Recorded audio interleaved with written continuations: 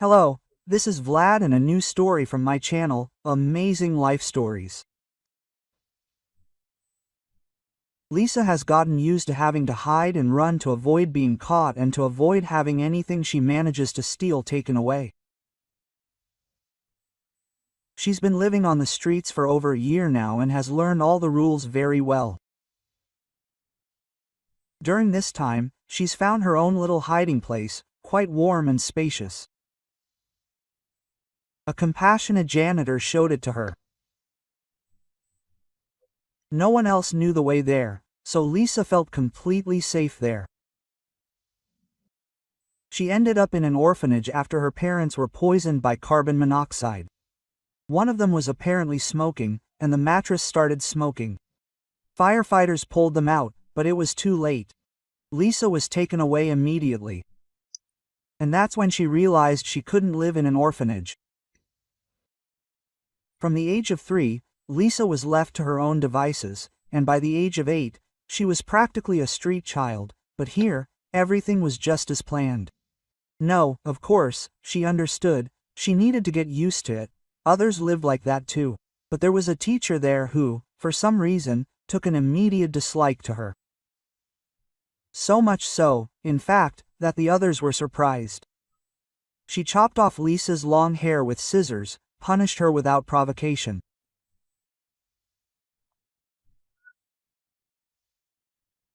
And then she ran away, never to return.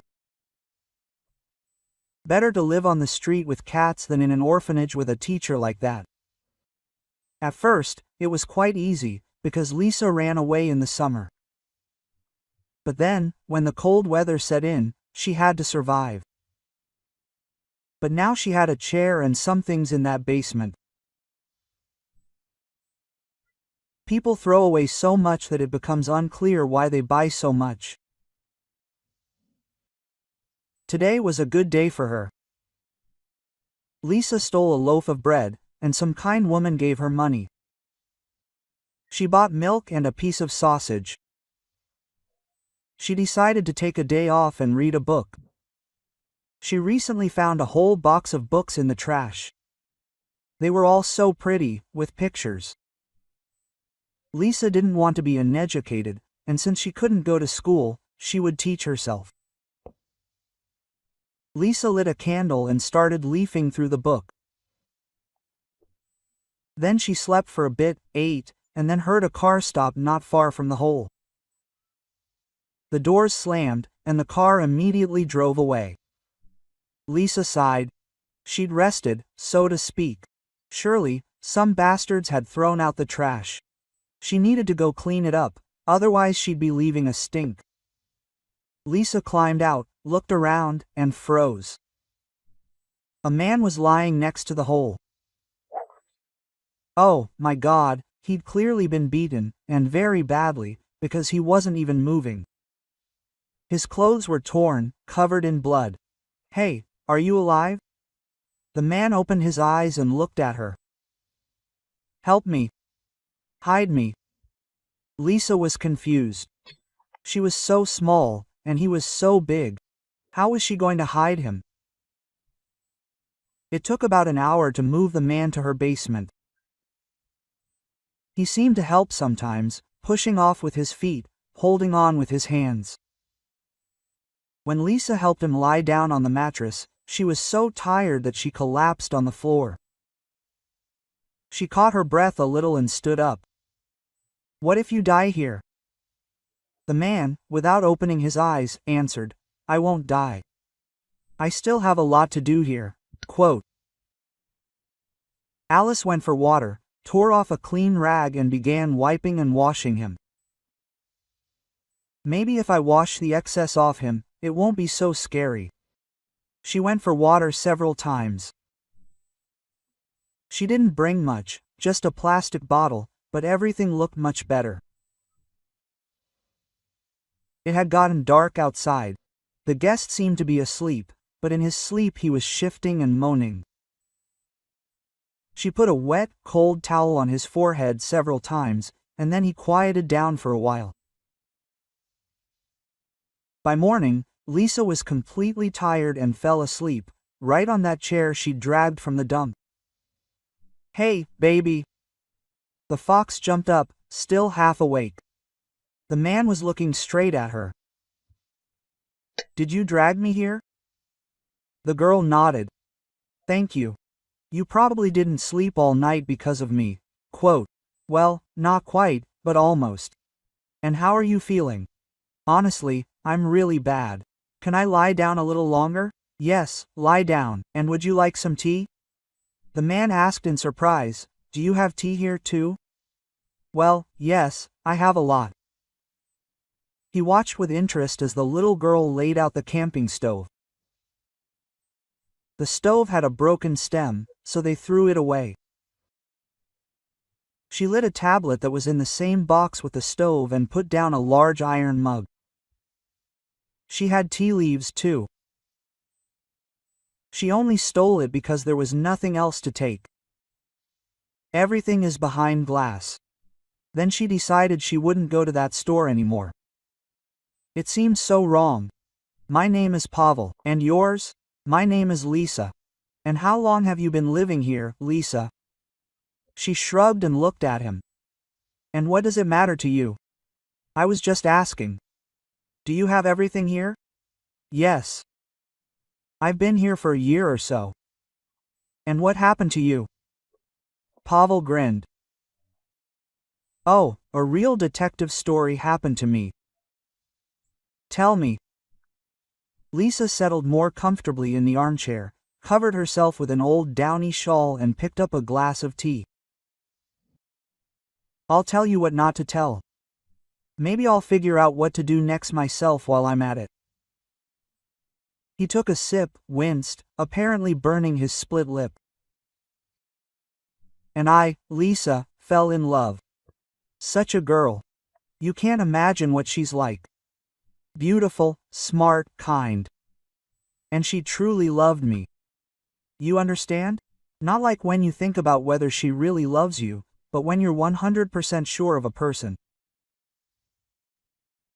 "We met, walked in the park, went boating. I worked with a machinist, making good money. And there were prospects. And then I proposed to her. She immediately accepted. Oh, Lisa, we were so happy, words can't describe it." Lisa looked at him as if she wanted to hurry, but she could hardly restrain herself. "And then I met her parents. You see, I couldn't even imagine Rita coming from such a family. Her parents turned out to be very rich people and they immediately gave me a hostile reception. Her father declared that he would never in his life marry his daughter to a pauper, well, someone like me. Her mother agreed." Rita cried. She never expected such a thing from her parents. "And when my mother said that I couldn't even organize a normal wedding, or do anything for that matter, even pay for half, I stood up and said that if that's all it took, then I'd earn some money, come back in 3 months and organize the wedding myself, just the way they wanted." A friend of mine used to go on shifts to gold mines. He said the work was tomato-based, but the money was good. So I got ready for 3 shifts at once. Rita cried so much when she saw me off. She kept saying that something would happen and that we would never see each other again. I don't even want to remember what life was like for me there. I called her, but Rita's phone was turned off. Then I wrote that I had earned enough money and would be coming to her very soon. There was literally a week left. They were waiting for me. Lisa's eyes widened. "Who?" "People from the Sarita. And he himself literally took me off the train. At first, they simply beat me, took all my money. Then he decided to talk to me.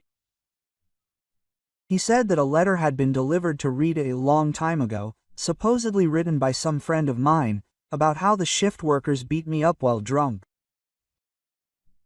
He said that his daughter had cried and been worried, but was now slowly coming back to life. He also said that I shouldn't bother her and therefore should disappear. I said that Rita would decide for herself what to do and was unlikely to follow her father's orders. After that, I don't remember anything. And then I woke up here with you. Wow. What are you going to do? I don't know yet. Nothing. Rita's father is probably right. I'll only ruin her life. There's no money for the wedding again.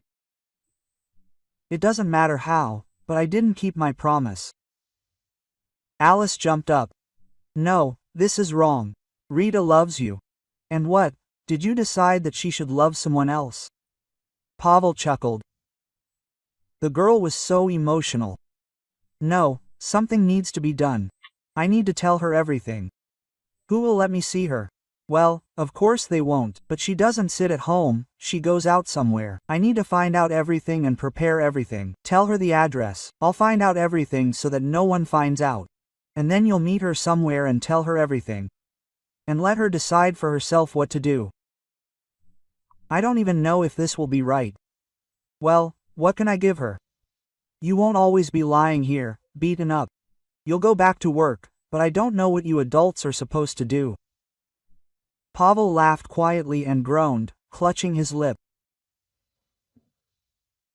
Rita was spinning in front of the mirror. No, this is all too bright. I don't want to. Natasha, her friend, sighed.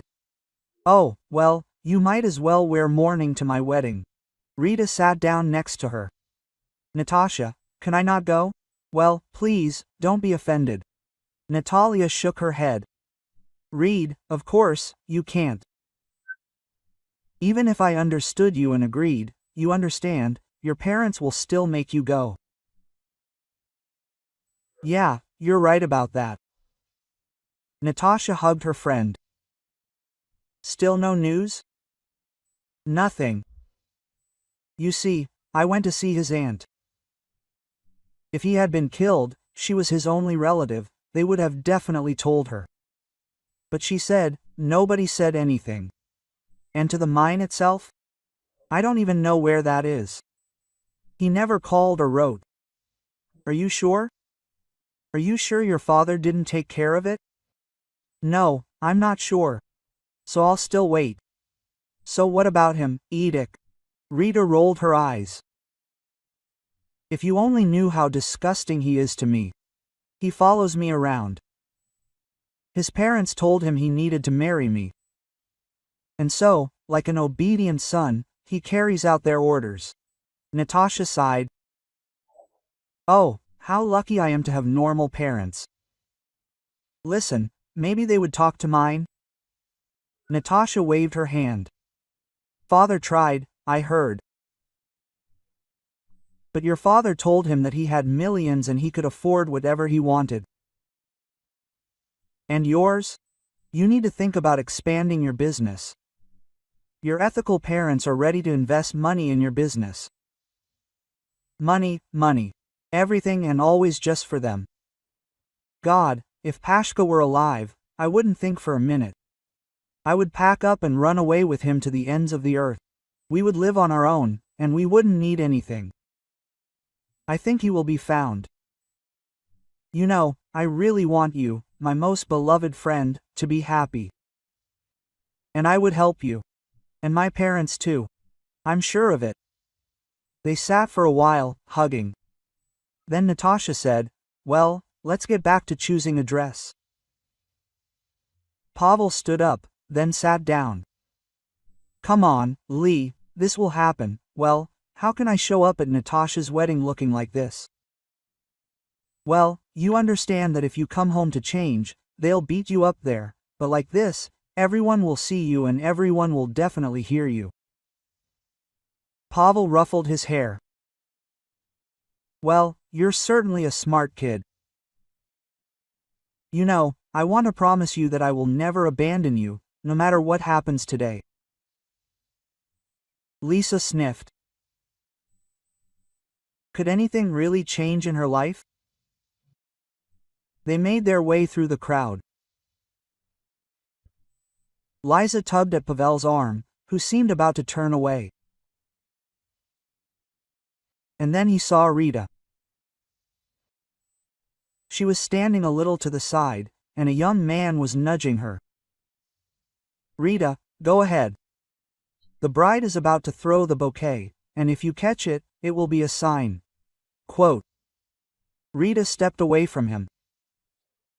Yeah, she'd rather catch the bouquet than be near Edic for another minute. "And I wouldn't catch the bouquet if I were you." Quote. Rita turned around in surprise. First she saw the girl who had spoken, and then Pashka. Without hesitation, she threw herself into his arms. Pavel hugged her and hugged her. Her broken ribs caused a sharp pain.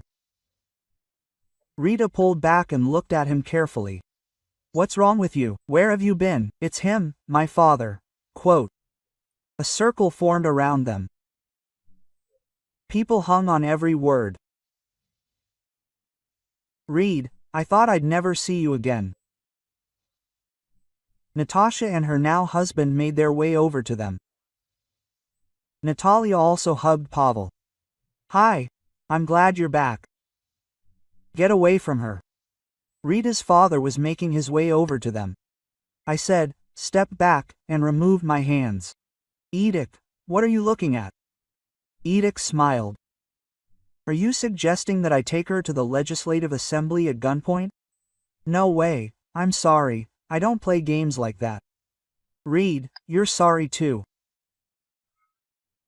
It's actually good that it all turned out this way, because I have someone I truly love. Rita's father tried to stop Edic. Laughter was heard around. Rita grabbed Pasha's hand. "Let's run." Natasha managed to scream. "Call me later." They hid in Lisa's basement. Rita looked at everything as if she were in a movie. She asked Lisa about her life and hugged her constantly. And 2 days later, they met with Natasha. She gave her tickets, some documents, and money. "I really hope everything works out for you. Call me when you're settled, and we'll come visit you." They hugged. Lisa sighed and stepped aside. It was time to go back to her place. But Rita noticed her. "Where are you going?" "Now, take your bag, change, and run to the station. Our train leaves in an hour." Natasha opened her bag with a smile, showing Lisa her new, beautiful, fashionable clothes, and she couldn't believe her eyes. "For me? Are you taking me with you? Did you think we'd leave you in the basement?" "Natasha's dad promised to help with your documents. It's time to go to school, actually, and enough of this homeless behavior." Lisa thought, and then rushed to hug everyone. She hugged Rita, Pavel, Natasha, and even her husband. From that day on, a completely new life began for everyone. If you like this story, please support me with a thumbs up. It's just one click for you, but it means a lot to me. All the best.